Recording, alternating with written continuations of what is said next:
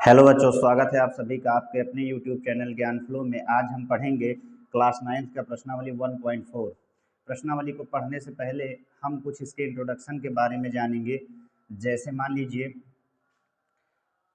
जब दो संख्याएं एक साथ में लिखी हों, एक हमारी अपरिमेय हो और एक हो हमारा परिमेय, जब ये दोनों एक साथ में लिखा हो तो हम कैसे पहचाने कि कौन सी संख्या हमारी जैसे मान लीजिए दो संख्याएं साथ में लिखी हों ऐसे करके √2 प्लस में 3। अब आपसे अगर पूछ ले कोई कि बताइए ये हमारा परिमेय है कि अपरिमेय, तो लोग कंफ्यूज हो जाते हैं और क्या कहते हैं, इसमें अपरिमेय और परिमेय में कंफ्यूज होकर परिमेय कह देते हैं। लेकिन हम आज आपका डाउट जो है वो एकदम क्लियर कर देंगे। आप हमेशा याद रखिए, जब कभी भी अपरिमेय और परिमेय के बीच में जोड़, घटाना, गुणा या भाग कुछ भी चिन्ह होगा वो संख्याएं हमेशा अपरिमेय कहलाएंगी। क्या कहलाएंगी? अपरिमेय। इसको आप याद रखेंगे कि जब कभी भी अपरिमेय और परिमेय के बीच में हमारा जोड़, घटाना, गुणा, भाग कुछ भी चिन्ह होगा उसे हम क्या मानेंगे? अपरिमेय। तो अब आपको पहचानने में कोई दिक्कत नहीं होगी। मान लीजिए हमारा 5/, ऐसे √3 है। अब बटे का मतलब भाग होता है, तो ये भी हमारा क्या हो गया? ये भी होगा हमारा अपरिमेय होगा। ठीक है,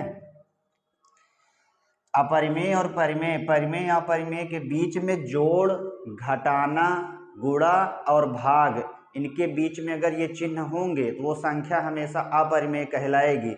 इस बात को आप याद रखेंगे। चलिए अब हम अभ्यास में चलते हैं। पहले हम कह रहे हैं निम्न में से कौन सी संख्या परिमेय है, कौन अपरिमेय है। तो अभी हमने आपको बताया था कि परिमेय और अपरिमेय के बीच में यदि जोड़, घटाना, गुणा, भाग कुछ भी होता है तो हमारी संख्या कौन सी होती है?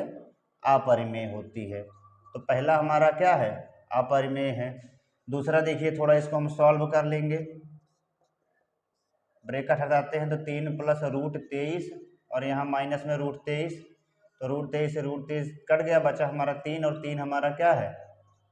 परिमेय है, क्योंकि सबके नीचे बटे 1 होता है, हम जानते हैं। अब यहाँ देखिए √7 से हमारा √7 कट गया, बचा क्या हमारा? 2/7 और 2/7 क्या है हमारा? परिमेय है।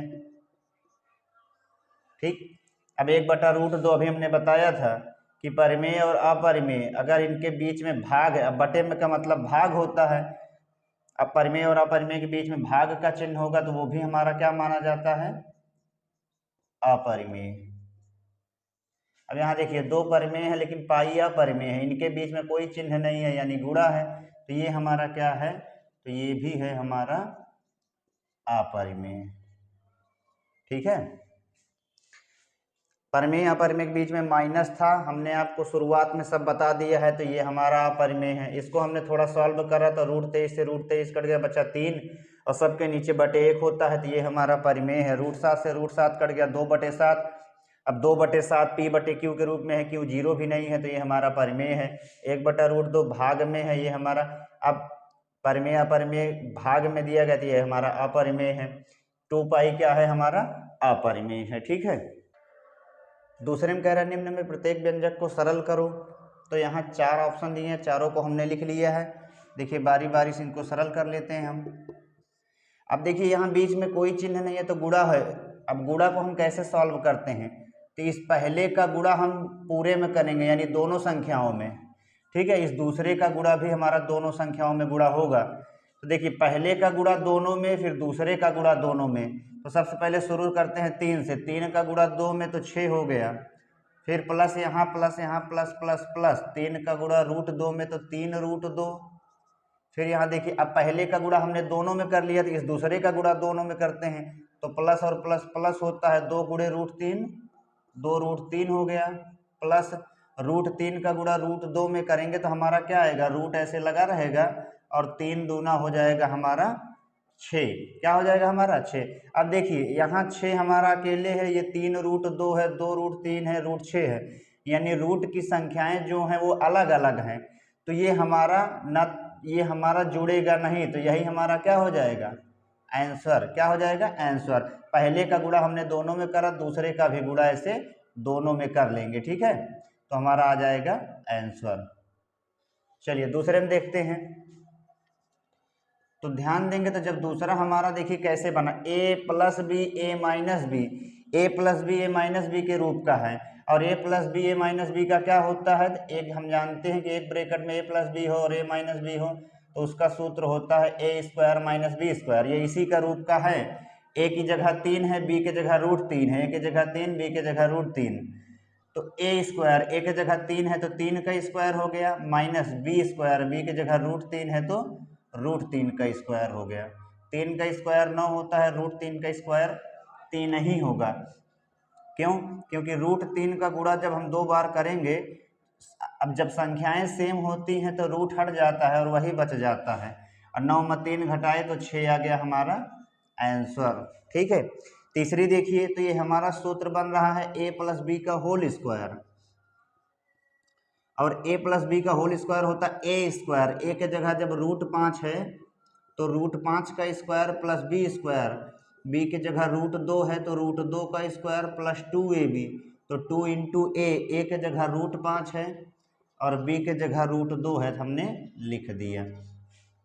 √5 का स्क्वायर 5 होगा, √2 का स्क्वायर 2 होगा, प्लस 2, अब देखिए ये कैसे गुणा करेंगे, 2 हमारा बाहर है हमने लिख दिया, फिर रूट वाली संख्या में अलग अलग अंक हैं, तो √5 गुणे √2, जब भी रूट में 2 संख्याएं हो और अंक अलग अलग हों तो क्या होता है, रूट लगा रहता है और अंदर के अंक का गुणा हो जाता है, तो 5 दूना हो गया हमारा 10। देखिए 5 और 2 7 होता है, प्लस 2√10, यही हो गया हमारा आंसर। यहाँ देखिए ये भी a minus B A plus B इसी के रूप का है, a square minus B square, तो कर लेते हैं हम। a के जगह √5 है तो √5 का होल स्क्वायर, माइनस b के जगह √2 है तो √2 का स्क्वायर। अब √5 का स्क्वायर 5 होगा, √2 का स्क्वायर 2 हो गया, और 5 में 2 गया 3, यही हो गया हमारा आंसर। देखिए हमने क्या करा, पहले का गुणा दोनों में 3 दूना 6, फिर 3 गुणे √2 3√2, फिर दूसरे गुणा दोनों में 2 गुणे √3 2√3, और √3 गुणे √2 √6 हो गया।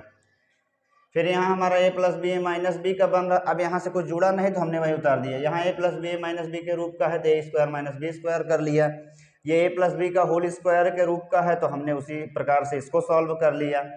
ये a minus B A plus B A square minus B square का है तो हमने √5 का स्क्वायर 5, √2 का स्क्वायर 2, और 5 में 2 गए 3 हो गया। ठीक है, चलिए अब हम आगे सवाल देखते हैं। तीसरे में कह रहा आपको याद होगा कि पाई को एक वृत्त की परिधि सी मान लीजिए। ये कह रहा हमारा एक वृत्त है, क्या है ये हमारा एक वृत्त। ठीक है, परिधि क्या होता है, इसी वृत्त की लंबाई को ही परिधि कहते हैं। कह रहा है वृत्त की परिधि को सी मान लीजिए, इसी परिधि को हमको क्या मानना है, सी। आगे देखिए, और उसका व्यास मान लीजिए डी। व्यास क्या होता है, जो केंद्र से होकर जाता है, व्यास को कह रहा है मान लीजिए डी, तो हमने इसको मान लिया डी। ठीक है, अब कह रहा है के अनुपात से परिभाषित किया जाता है, अर्थात पाई बराबर सी अपान डी। हमें कह रहा है पाई बराबर सी अपान डी है।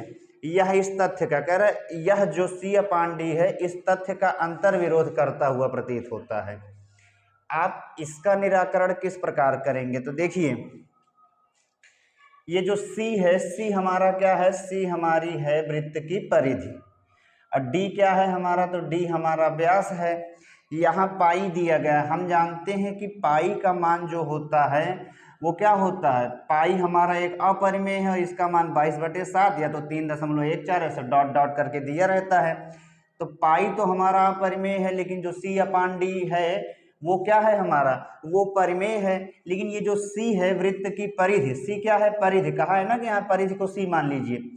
इस सी को जब हम सी अपान डी का मतलब ऐसे समझ लीजिए, सी अपान डी, यहाँ पाई अपरिमेय है, सी अपान डी यानी अंश बटे हर में लिखा गया है पी बटे क्यू के रूप में, तो ये हमारा क्या हुआ, ये हमारा परिमेय हुआ। लेकिन जब हम इस परिधि की लंबाई को किसी स्केल से हम जब मापते हैं तो हमारा जो मान है, जैसे यहाँ रखेंगे, ये वृत्ताकार है, वृत्त है, तो जब हम स्केल से रखेंगे तो इसका जो एग्जैक्ट मान है वो नहीं आएगा। ठीक है, इसका जो एग्जैक्ट मान है जिसको कहते हैं सन्निकट मान, वो हमारा नहीं पता चलेगा। तो हमको पाई तो पता है, वो हमें मान नहीं पता चलेगा। ठीक है, तो मान नहीं पता चलेगा तो हम क्या कहेंगे यहाँ आपको केवल और केवल लिखना है, ठीक है। सॉल्व सवाल ये है नहीं, केवल आपको बताना है। तो हम जानते हैं पाई अपरिमेय है, सी अपान डी हमारा क्या है, परिमेय है। लेकिन ये जो सी है, इस परिधि की अगर हमको लंबाई मापनी होगी तो स्केल से जब रखेंगे तो देखिए ये गोला गोला है, वृत्त है ये, तो पटरी से हमका एग्जैक्ट मान इसको हमें नहीं पता चलेगा। तो हम क्या कहेंगे, अब एग्जैक्ट मान, जब एग्जैक्ट मान जिसका नहीं पता चलता है तो हम जानते हैं जैसे 22/7 है, भाग करने पर उसका भी एग्जैक्ट मान नहीं आता है, वो अंक बढ़ते चला जाता है। तो हम इसमें यही लिखेंगे, कह रहे इसका अंतर विरोध प्रतीत कर, अंतर विरोध नहीं कर, हम लिखेंगे इसका कोई अंतर विरोध नहीं है,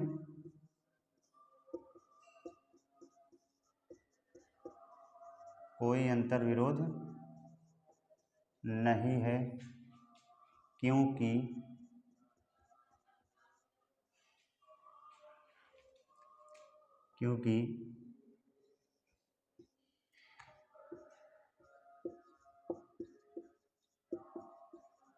वृत्त यानी वही परिधि की लंबाई मापने पर इसका सन्निकट मान हमें प्राप्त नहीं होगा। जब सन्निकट मान हमको नहीं प्राप्त होगा तो हम क्या कहेंगे कि ये भी सी अपान डी में से कोई एक अपरिमेय है, तभी हमें मान नहीं प्राप्त होता है। सन्निकट मान प्राप्त नहीं होता या नहीं होगा, ठीक है। हम यही रीजन लिख देंगे बस। सी अपान डी का मतलब है इस परिधि को अगर हम किसी स्केल से मापेंगे तो इसका जो एग्जैक्ट मान है वो हमें नहीं पता चलेगा। जब मान इसका एग्जैक्ट मान नहीं पता चलेगा तो हम समझ जाएंगे कि सी या डी में से कोई एक संख्या जो है, सी या डी में से कोई एक हमारा अपरिमेय है। तो इसीलिए ये हमारा अपरिमेय, इधर का भी कोई मान एग्जैक्ट नहीं पता चलेगा, हम मान लेंगे अपरिमेय। तो जब ये दोनों अपरिमेय हो जाएंगे तो इसका कोई अंतर विरोध नहीं है, क्योंकि इसकी लंबाई हम जब मापेंगे तो इसका एग्जैक्ट मान यानी सन्निकट मान हमें प्राप्त नहीं होगा, ठीक है। बस यही लिखना है और कुछ नहीं करना था हमको। चलिए आगे देखते हैं। अब हम चौथे में कह रहा है संख्या रेखा पर √9.3 को निरूपित कीजिए। तो देखिए कैसे निरूपित करते हैं हम। सबसे पहले क्या करेंगे, एक हम 9.3 सेमी का एक संख्या रेखा खींच लेते हैं, ठीक है। कितने सेमी का, 9.3 सेमी का, ठीक। अब उसके बाद हम करेंगे क्या, इसी बी से हम 1 सेमी का और 1 सेमी से हम इस बी से 1 सेमी और बढ़ा लेंगे। मान लीजिए ये हमारा ए है, ये बी है, ये सी हो गया, तो यहाँ से हम 1 सेमी और बढ़ा लेते हैं, ठीक है। तो अब हमारा क्या हो गया, AC। आगे क्या करेंगे, इस AC का हम करेंगे अर्धक, यानी इस AC का समद्विभाजक करेंगे। A को केंद्र मानेंगे और इस AC के आधे से अधिक, मान लीजिए आधा है, प्रकार की सहायता से आधे से थोड़ा ज़्यादा, A को केंद्र मानेंगे, AC के आधे से अधिक दूरी लेकर एक चाप हम ऊपर लगाएंगे और वही दूरी लेकर एक चाप नीचे लगाएंगे, ठीक है।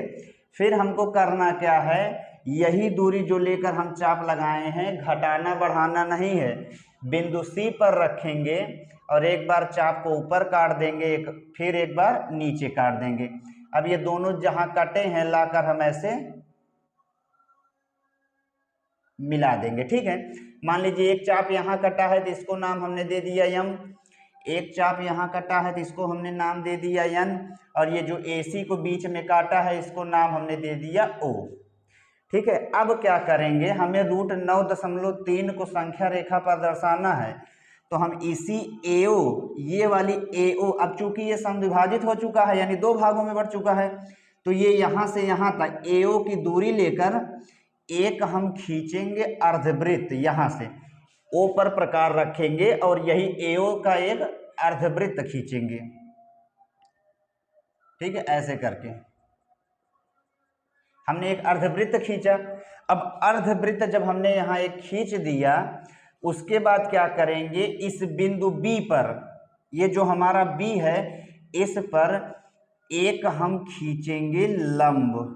क्या खींचा हमने, एक यहाँ एक हमने खींचा लंब, मान लीजिए इसका नाम है डी, ए यहाँ है, बी यहाँ है, सी यहाँ है, तो इसका मान हमने मान लिया नाम डी। अब देखिए ये जो डी है ये यहाँ से लेकर यहाँ तक, यही जो हम जहाँ लंब खींचे हैं ये यही वाली दूरी लेंगे प्रकार से, और ऐसे एक बार यहाँ बिंदु बी पर बिंदु बी को केंद्र मानकर प्रकार रखेंगे और यही वाली दूरी लेकर एक बार हम ऐसे लाकर काट देंगे। तो ये जहाँ कट जाएगा, मान लीजिए यहाँ आकर हमारा कटा है, ऐसे यहाँ आकर कटा है हमारा, तो ये जहाँ कटा है वही है हमारा √9.3। √9.3 यही है। √9.3 को ऐसे ही दर्शाया जाता है। सबसे पहले क्या करा हमने, 9.3 सेमी का एक रेखाखंड ए बी खींचा, फिर बी से 1 सेमी दूरी पर एक और रेखा को हम खींचकर हमने आगे बढ़ाया, मान लीजिए कहाँ तक, सी तक। अब इस AC का हम क्या करेंगे, हमने इस AC को समद्विभाजित कर दिया, ए को केंद्र माना, प्रकार की सहायता से ऊपर नीचे चाप लगाया, फिर सी को केंद्र माना, वही दूरी लेकर दोबारा ऊपर नीचे लगाया। अब यम को यन से मिला दिया, जो AB को कहाँ काट रहा है, O पर।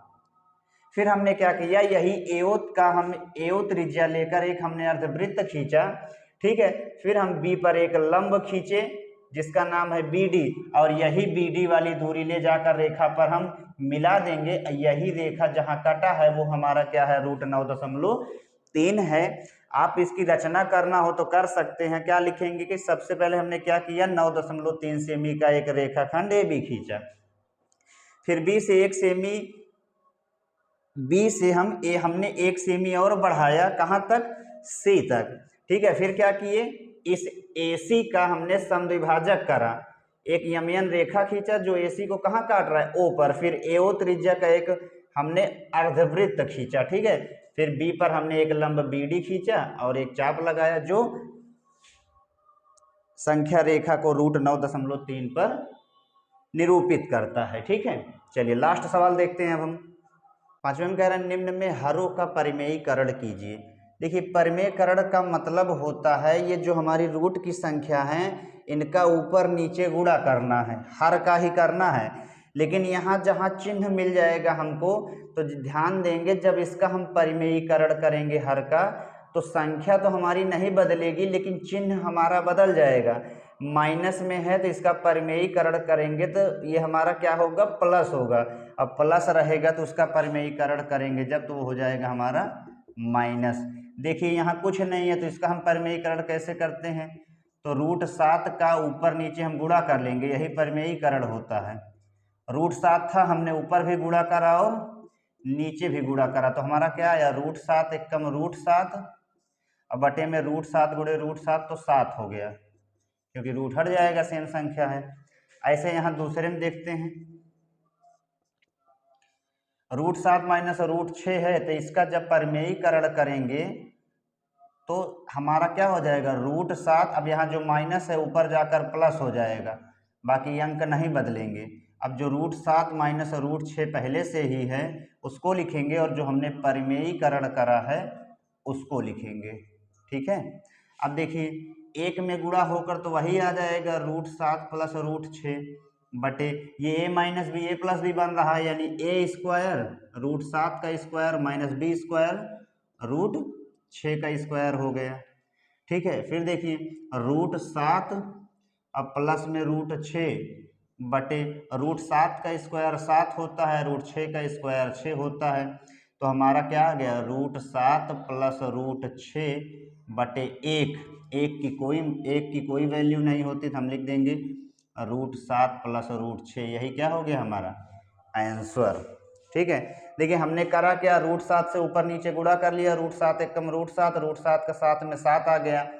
यहाँ हमने परिमेयीकरण करा, हर का ही परिमेयीकरण करना है, तो माइनस में था, ऊपर गया तो प्लस में हो गया, तो ऊपर नीचे हमने इससे गुणा कर दिया, तो हमारा यहाँ तो √7 प्लस √6 उतर आया, यहाँ माइनस b प्लस b का सूत्र बन रहा था, तो हमारा आ गया √7 प्लस √6 आ गया। आगे देखते हैं सवाल। देखिए तीसरी है 1/√5 प्लस √2, इसका भी परिमेयीकरण करना है, तो देखिए क्या करेंगे, संख्या वही रहेगी लेकिन जो प्लस है वो किस में हो जाएगा, माइनस में। फिर देखिए √5 प्लस √2 जो पहले से हमने उतार लिया। अब √5 माइनस जब हमने परिमेयीकरण हो किया है तो उसका तो ऊपर नीचे दोनों गुणा होता है, तो हमने क्या करा, लिख दिया। ठीक है, अब एक में गुणा होकर वही आ जाएगा अब ये a plus B, A minus B बन रहा है, तो यहाँ हो गया हमारा √5 का स्क्वायर, यहाँ हो गया हमारा √2 का स्क्वायर। ठीक, तो √5 और माइनस के √2 बटे √5 का स्क्वायर 5 हो गया, √2 का स्क्वायर 2 हो गया, तो हमारा फाइनल आंसर क्या आएगा, √5 माइनस √2 बटे में 3 आंसर हो गया। इसमें देखते हैं, देखिए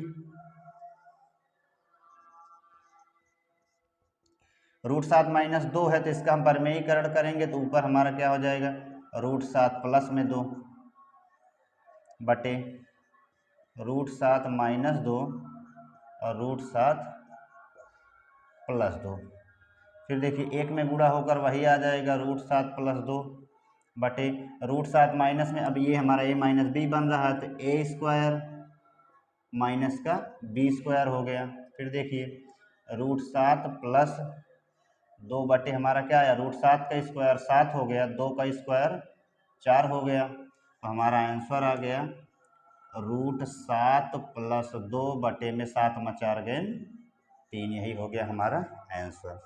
देखिए √5 प्लस √2 था, परिमेयीकरण करेंगे तो चिन्ह बदल जाएगा, ऊपर नीचे हमने इससे गुणा करा, फिर यहाँ हमारा आ गया √a plus B, A minus B, A square minus B square का सूत्र बन रहा था तो हमने घटा लिया। ऐसे सेम हमने यहाँ भी कर लिया है। ठीक है, प्रश्नावली 1.4 आपका समाप्त होता है। मिलते हैं नेक्स्ट वीडियो में, तब तक के लिए धन्यवाद।